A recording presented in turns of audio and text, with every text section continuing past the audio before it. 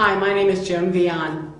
I'm with the Women's International Media Group, and for the last 15 years I've covered global meetings around the world, 108 to be exact.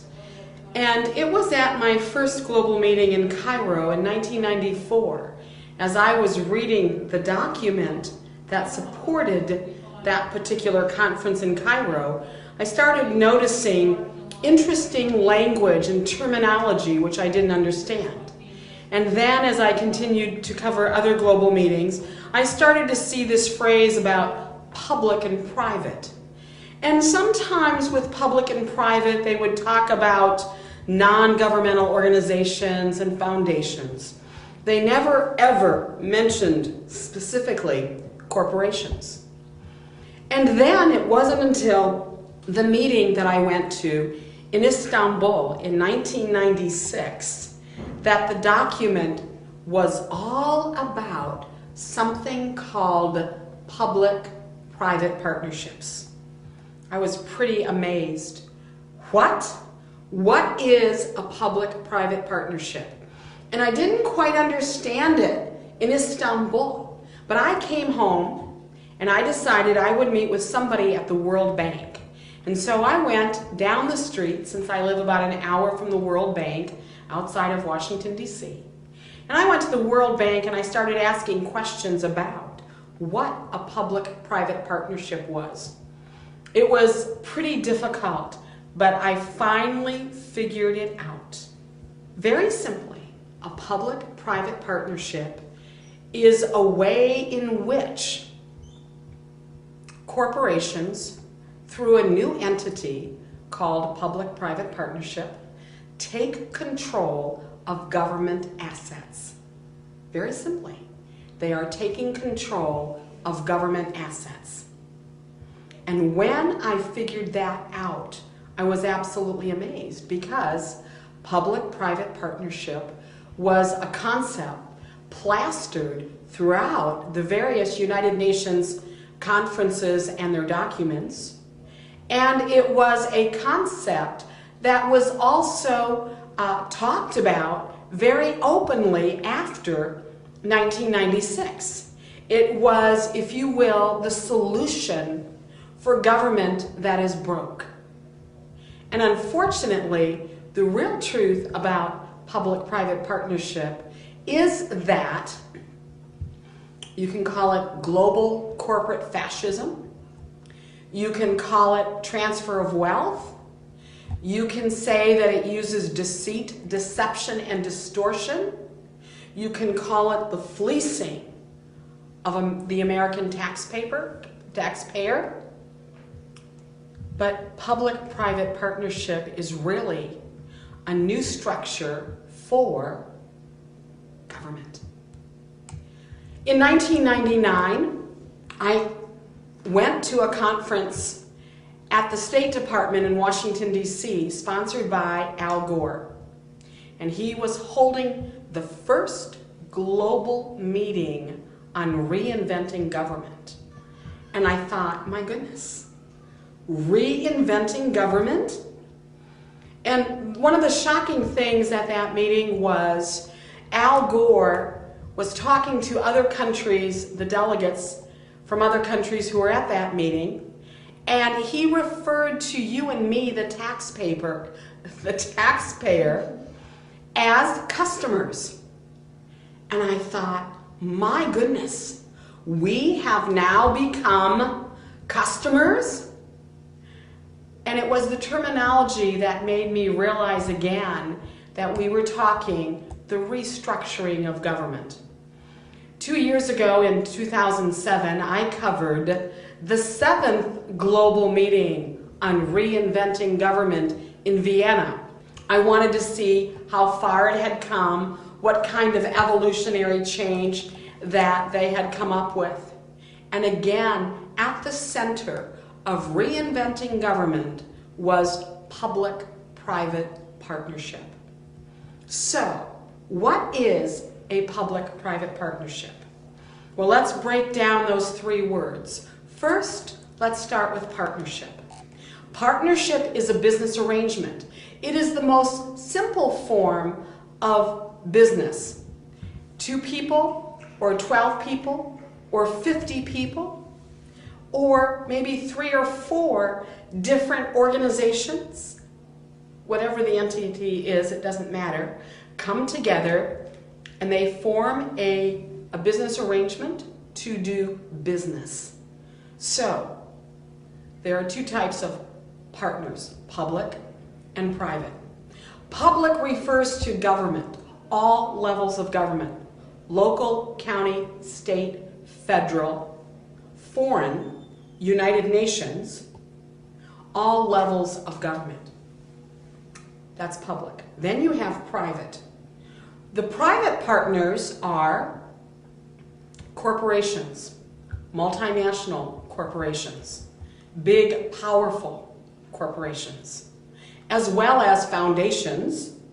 At one time when William Jefferson Clinton was president, I laughed about how one day we might have the Slick Willie Foundation and he would form public-private partnerships for his own benefit.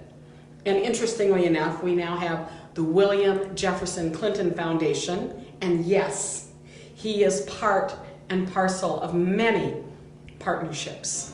So you have foundations, you can have universities, you can have associations, like the Timber Association or the Automobile Association. Any association, any entity that has a lot of money. You can have the Rockefeller Foundation. And then there are non-governmental organizations, the NGOs. Most of the time you would have environmental NGOs, the Sierra Club, the Nature Conservancy, any organization that has to do with the environment, because after all, the real bottom line of a public-private partnership is to take control of the assets of government, local government, county government, municipal government, state government, and even federal government. So, what do you have? You have these 3 entities, the public being government, the private, which can be corporations, along with foundations, along with non-governmental organizations, and they come together and they determine that they are going to buy, for example, a sewer. You see, the city of Atlanta, Georgia, for example, let's just fly with this one. Atlanta, Georgia cannot afford to restructure, revamp their sewage system. And therefore, they go to the people, the citizenry, and they say, we're going to have to raise your taxes X amount of dollars in order to be able to afford to restructure, revamp the sewer system. The citizenry says, we already pay too many taxes. We refuse to do this. And so they go back to the drawing board, and then, amazingly, they will come up with some innovative idea. You always look for that word, innovative. And sure enough, as you read through, they will talk about how, for example, Boeing Corporation is going to partner with the city of Atlanta and the state of Georgia to help with their sewer system. And of course, the Nature Conservancy or the Sierra Club or one of them is going to come along as a non-governmental organization to help. And so pretty soon what really happens is the sewer system, which belongs to the taxpayers of Atlanta, Georgia, is transferred to this new partnership, which is comprised of Boeing and the city of Atlanta and the state of Georgia and the Sierra Club to help the citizens get a new sewer system. Now, what happens in a public-private partnership besides the transfer of that asset? Well, the little old lady who receives her sewer bill goes into shock and calls up and says, I'm sorry, I can't afford this. What is going to happen? She is now going to be talking to someone who represents this new partnership. And what is their goal? Profit. No longer service, because that was the goal of government. And they will say, well, we're so sorry, but these are our new rates. Thank you very much. But what else has happened? That part of government that used to represent the taxpayers who bought that sewer system is now silent. And there is no representative government in a public-private partnership because the goal is not to serve the people. The goal is to make a profit at any price. And so over the years, what I have seen in many, many documents at every turn, even in the 2008 credit crises, what are you hearing? You're hearing the words public and private. They must come together. And whenever you hear that combination, public and private, they're talking public-private partnership. And so we have over 70 years after John Maynard Keynes, who basically told Roosevelt that the way to get out of the Great Depression that would be to deficit spend, we now have every level of government, county, local, state, federal, all levels of government are broke. And therefore, they are now ripe to start selling their assets to these public-private partnerships. And what happens? The whole structure of government that our forefathers put in place starts to become diluted little by little by little until at some point we won't even recognize government. Is this a mistake? I don't think so. Not based on all the documents and the conferences that I've covered over the last 15 years. That there are also international public-private partnerships. And they will include, for example, the United States, the United Nations. They can include maybe 10 or 15 other countries. They can include 1, 2, 10, 20 non-governmental organizations. They can include all kinds of associations and foundations and corporations. And there are now transnational public-private partnerships being set up worldwide. I would invite you to go to my website, womensgroup.org, WOMENSGROUP. Take a look at some of our information. Some of it is free, some of you will have to send for, but we have a number of books. For example, Prince Charles, The Sustainable Prince. That was my first book, and it was written all about sustainable development and public-private partnership. And then we have a follow-up called Sustainable Development, the Greatest Lie of the 21st Century. That talks about public-private partnership as well. It also talks about these global, transnational, public-private partnerships.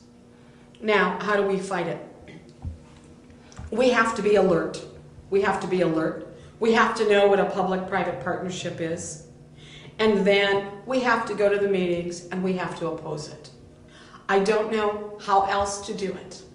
You see, that little old lady who asked Franklin, as they were debating what kind of structure of government the 13 colonies would have, and she said, Mr. Franklin, what kind of government do we have? And he replied, Madam, you have a republic if you can keep it. And that is where we find ourselves today. Thank you, God bless you, and God bless America.